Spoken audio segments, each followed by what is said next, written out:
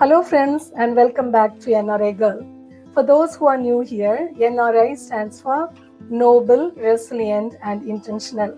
Every conversation on this channel is simply an invitation for us to strive toward noble character, resilient faith, and intentional living. And as always, I'm not speaking from an I have arrived mindset, but rather as a fellow learner striving toward these goals right alongside you.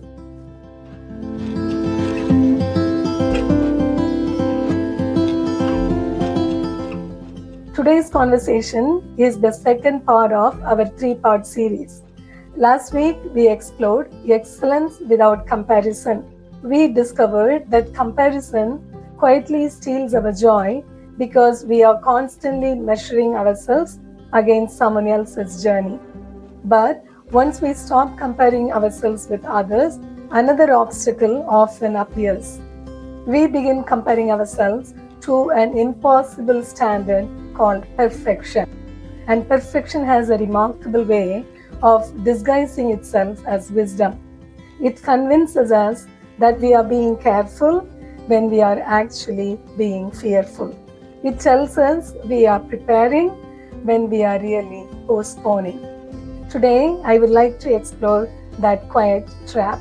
Because perfection isn't the opposite of failure, it is often the enemy of faithfulness.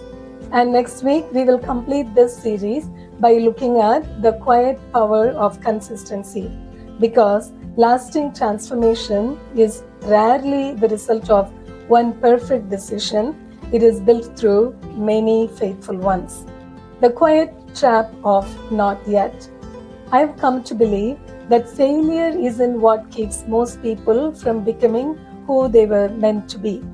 Waiting does. We wait until we feel more confident, until we have a little more, until we know a little more, until life settles down, until we have more time, more money, or more certainty. Perfection rarely tells us, don't do it. Instead, it whispers, not yet. Just a little more planning, it says. Wait until everything is in place, it whispers in your ear. And because it sounds responsible, we believe it. Weeks become months, months become years, and before we realize it, we have spent more time preparing for life than actually living it. If you think about it, one day or someday, it only means not today. And enough of not todays. Repeat that every day, it becomes never. Because whether we begin or not, life keeps moving and time keeps drifting. This is a lesson I'm still learning myself. Many years have passed since I ever wanted to do something on social media. There have been times when I have delayed recording a video because I wanted better lighting, clearer words, or smoother editing. There was always this one more idea or one more improvement I thought I needed to make. Eventually, I realized something. An imperfect conversation that encourages someone is infinitely more valuable than a perfect one that never gets posted. In many ways, this channel, NRI Girl, exists because I finally stopped waiting for perfect. When preparation becomes procrastination. Now, don't misunderstand me. Preparation is good. Planning is wise. Learning matters. The problem begins when preparation quietly becomes procrastination. Not because we are lazy, but because we are afraid. Afraid of criticism, afraid of making mistakes, afraid of not living up to our own standard. Fear doesn't always shout. Sometimes it wears the respectable clothes of perfectionism. Excellence is not perfection. Last week we talked about excellence. Today I would like to remove one of the greatest obstacles that keeps us from pursuing it. Perfection. Because excellence and perfection are not the same thing. Excellence says, I will do my best with what I have today. Perfection says, nothing but the flawless is acceptable. Excellence asks, What can I learn? Section says, what if I fail? Excellence produces growth, while perfection often produces anxiety and delays. One invites us to move forward, the other eventually keeps us standing still. When perfection spills into our relationships, here is something else I have noticed over the years. Perfectionism never stays contained inside our own minds.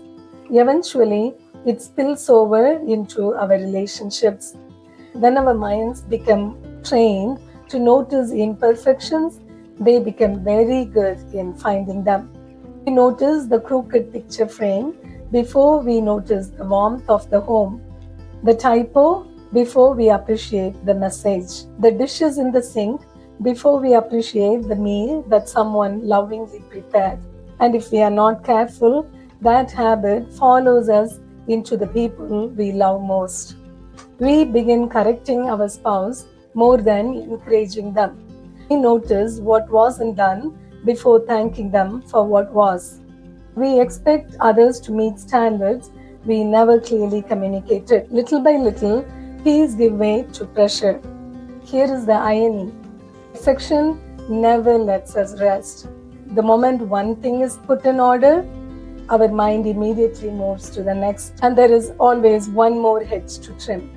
It is exhausting, not only for us, but for everyone who shares life with us.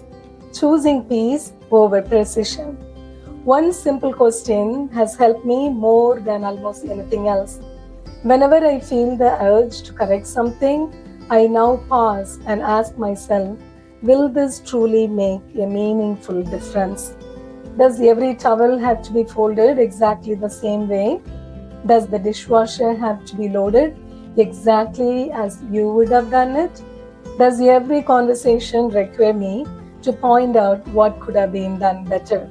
Sometimes, love must choose peace over precision. Not every imperfection requires my attention. Not every loose end needs to be tied today. That realization has been surprisingly freeing. A painting that taught me something. Recently, I came across a painting that resonated with me. It is called Gardening on Sunday, painted by John Fonter in 1961. One man is meticulously tending his garden. Every hedge is neat, every flower bed is orderly, everything appears just right. His neighbor, however, is sitting peacefully on the porch. His yard isn't perfect, the work isn't finished. Yet, he seems content, simply enjoying a quiet Sunday afternoon. The painting made me stop and ask myself one question. How many of us spend so much time maintaining the life that we forget to enjoy? How often do we postpone joy until everything is finally in order? The truth is, there will be always more laundry and more work. Another goal, another mini project, another loose end. If we are not careful, we will spend our lives chasing perfection while missing the beauty of life's ordinary moments happening right in front of us. Retrain your mind. If your mind constantly notices what's wrong, intentionally teach it to notice what is right. At the end of each day, ask yourself simple questions. What am I grateful for? Where did I make progress today? Notice the words progress, not perfection. Gratitude gently shifts our attention from what is missing to what is already growing. And that changes far more than our mood, it changes our perspective. Grace is the antidote. The older I become, the more convinced I am that the opposite of perfectionism isn't carelessness, it is grace. Grace doesn't lower our standards. Grace reminds us that everyone, including ourselves, is still growing. One of the most beautiful truths that we see in the scripture is that God doesn't wait for us to become perfect before He begins His work in us. He meets us where we are and faithfully shapes us over time. This truth has changed the way I try to see myself.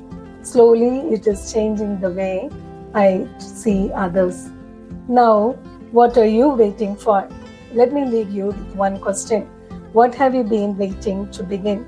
A healthier lifestyle, a difficult conversation, writing that book, repairing a relationship, reconciling with someone, serving someone in need. Perhaps you've been telling yourself, one day I will do it, someday I will begin. What if today is enough? Not perfect, just enough. True, you are not perfect, but you are enough.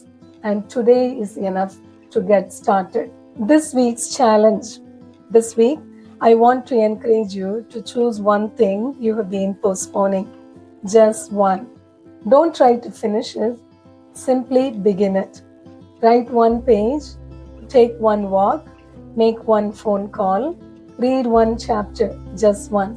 Send in that application, say that apology, pray that prayer, take one faithful step. Because here is something life has taught me. We rarely recognize the day our lives begin to change. More often than not, it begins with one ordinary decision. Closing thoughts. As we finish today, I would like to leave you with one final thought. Perfection asks us to prove ourselves before we are allowed to begin. Progress simply invites us to be faithful with today. When we stop comparing ourselves with others and when we stop waiting for perfect, something remarkable happens.